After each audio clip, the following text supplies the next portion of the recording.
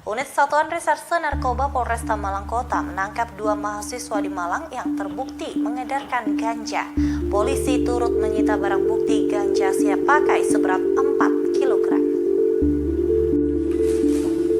Inilah 2 tersangka RW 23 tahun dan MW 26 tahun yang masih berstatus mahasiswa.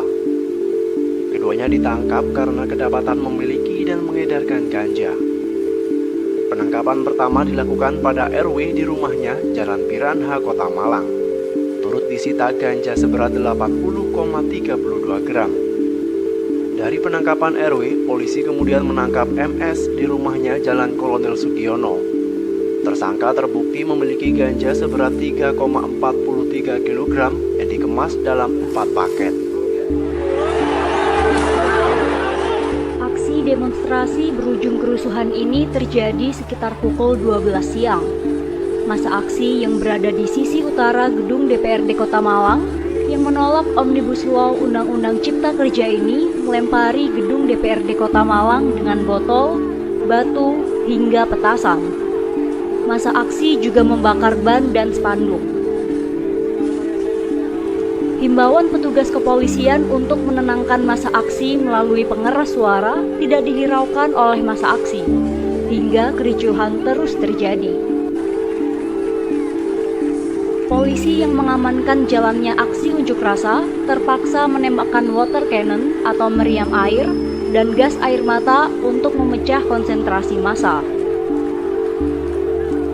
Sebagian massa yang berada di Taman Alun-Alun Tugu kocar-kacir karena tembakan gas air mata. Meski polisi menembakkan gas air mata dan water cannon, namun sebagian massa aksi tetap bertahan dan terus melempari petugas yang berjaga di depan gedung DPRD Kota Malang. Pelaku pencurian uang tunai 213 juta rupiah di sebuah pondok pesantren di Kabupaten Malang, Jawa Timur berhasil ditangkap polisi. Pelaku yang mahasiswi perguruan tinggi negeri di Malang mengaku nekat mencuri untuk memenuhi kebutuhan hidupnya. Polisi adalah mahasiswa sebuah perguruan tinggi negeri di Kota Malang. Aksi pencurian dilakukan tersangka seorang diri. Dari kantor Korpos Al-Islahiyah, tersangka membawa kabur uang tunai 213 juta rupiah. Sebagian uang haram hasil curian telah digunakan tersangka membeli sejumlah barang. Tersangka sebelumnya pernah terlibat pencurian laptop. Halo, perkenalkan kami dari mahasiswa psikologi Universitas Brawijaya semester 5. Perkenalkan terlebih dahulu, nama saya Zanita Nafasya Murdoko. Assalamualaikum warahmatullahi wabarakatuh. Nama aku Eza. Nama saya Putri Suradewi. Nama saya Haraka Jatindra Diwastra. Perkenalkan, nama saya Nisrina Ismadani. Nama saya Muhammad Ardian Nursi. Nah, pada zaman milenial ini tidak dapat dipungkiri bahwa masih banyak terdapat perilaku yang menyimpang atau melanggar norma yang ada pada masyarakat. Nah, perilaku tersebut berpotensi ke dalam gangguan antisosial.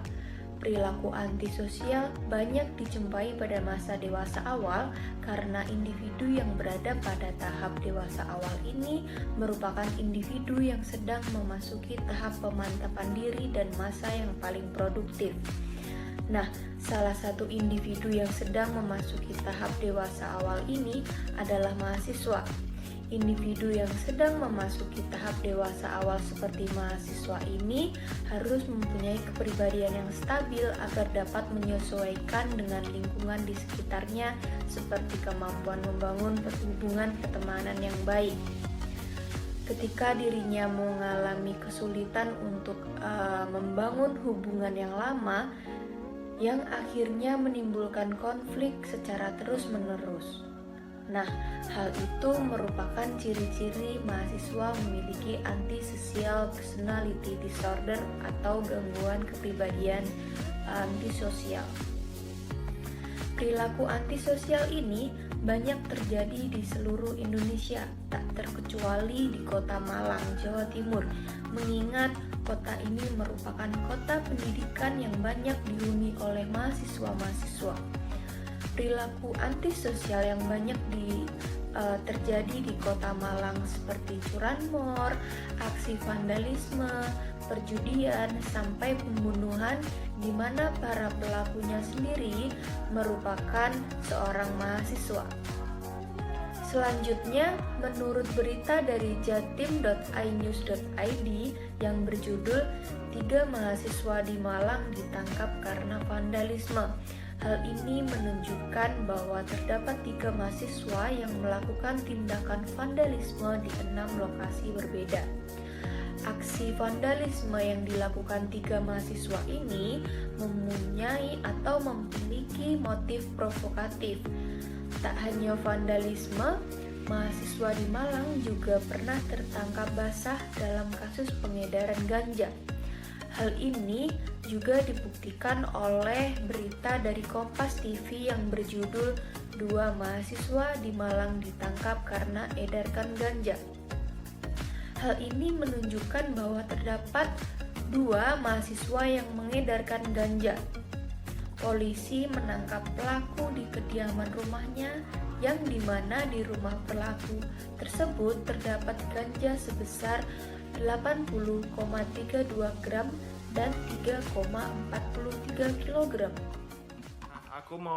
Di sini aku mau nerangin nih tentang pengertian antisosial. Jadi sebenarnya antisosial itu tidak melulu pada atau berbeda dengan pengertian-pengertian yang banyak orang pahami, yaitu kayak tidak punya teman ataupun tidak punya relasi. Jadi sebenarnya antisosial itu perilaku-perilaku yang dimana menyimpang dari norma masyarakat, norma-norma sosial, norma-norma keluarga, ataupun norma-norma hukum, ataupun yang lainnya. Begitu teman-teman. Jadi pada gangguan ini sebenarnya ditekankan pada orang yang tidak mempunyai kemampuan untuk mengikuti norma-norma yang berlaku pada suatu masyarakat. Oleh karena itu maka orang pada gangguan ini tuh banyak yang melanggar norma-norma hukum ataupun norma-norma masyarakat, seperti menerobos lalu lintas, melakukan tindakan pencurian, dan lain sebagainya. Lalu, apa aja sih bentuk dari perilaku antisosial itu? Menurut Board DKK tahun 2011, perilaku antisosial dibagi menjadi 2. Yang pertama adalah perilaku antisosial tampak atau overt yang berupa perilaku agresif. Dan yang kedua adalah perilaku antisosial yang tak tampak atau covert yang berupa perilaku non-agresif serta perilaku melanggar peraturan dengan berbohong. Nah, kepribadian antisosial sendiri memiliki beberapa ciri-ciri.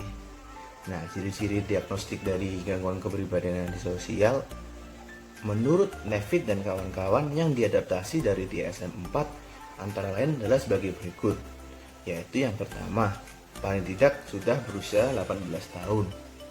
Kemudian yang kedua, adanya bukti gangguan perilaku yang ditunjukkan dari sebelum usia 15 tahun. Nah, ditunjukkan dengan perilaku seperti membolos, kabur, memulai perkelahian fisik, memaksa seseorang untuk melakukan aktivitas seksual, membakar fasilitas umum, berbohong, dan berbagai macam kegiatan lainnya. Kemudian yang ketiga, sejak usia 15 tahun itu sudah menunjukkan kepedulian yang kurang dan pelanggaran terhadap hak-hak orang lain yang dapat ditunjukkan oleh beberapa perilaku sebagai berikut. Nah, yang pertama, kurangnya patuh terhadap norma sosial dan peraturan hukum yang dapat ditunjukkan dengan terlibatnya dalam perkelahian fisik dan mengakibatkannya ia terjerumus ke dalam dunia kriminal. Jadi dia dapat beresiko ditahan oleh pihak yang berwajib, atau juga bisa misalnya terlibat dalam pekerjaan yang bertentangan dengan hukum. Kemudian ada agresif. Jadi orang yang memiliki kepribadian sosial sejak usia 15 tahun sudah menunjukkan kepribadian yang agresif, yaitu sangat mudah tersinggung saat berhubungan dengan orang lain, yang juga dapat ditunjukkan dengan seringnya ia terlibat dalam perkelahian fisik atau penyerangan terhadap orang lain, dan mungkin juga dapat termasuk ke dalam penganiayaan terhadap pasangan ataupun anak-anak. Dan juga ia secara konsisten itu tidak dapat bertanggung jawab. Kemudian juga gagal dalam membuat perencanaan masa depan atau impulsivitas. Seperti ditunjukkan oleh perilaku itu sering melakukan pekerjaan tanpa tujuan yang jelas. Kemudian tidak menghormati kebenaran yang dapat ditujukan dengan seringnya melakukan kebohongan, menipu atau memanfaatkan orang lain untuk kesenangan pribadi. Kemudian tidak menghargai keselamatan diri sendiri atau orang lain. Seperti contoh seringkali menyetir kendaraan sambil mabuk atau seringkali membawa kendaraan dengan cara mengebut. Kemudian ada kurangnya penyesalan atas kesalahan yang telah ia buat, yang dapat ditujukan dengan ketidakpedulian akan kesulitan yang ditimbulkannya kepada orang lain. Baik, selanjutnya kita akan bahas mengenai kriteria antisosial. Menurut DSM-5, untuk mendiagnosis kepribadian antisosial ini terdapat beberapa kriteria yang harus dipenuhi. Yang pertama adalah gangguan signifikan dalam fungsi kepribadian yang dimanifestasikan oleh yang pertama, gangguan fungsi diri yang meliputi identitas. Nah, identitas ini dapat berupa egosentrisme, yaitu harga diri yang berasal dari keuntungan orang lain, kekuasaan, dan juga kesenangan. Atau dapat pula berupa penghargaan diri sendiri, penetapan tujuan berdasarkan keputusan pribadi, tidak adanya prososial internal, dan juga tidak adanya perilaku etis yang sah atau normatif secara budaya.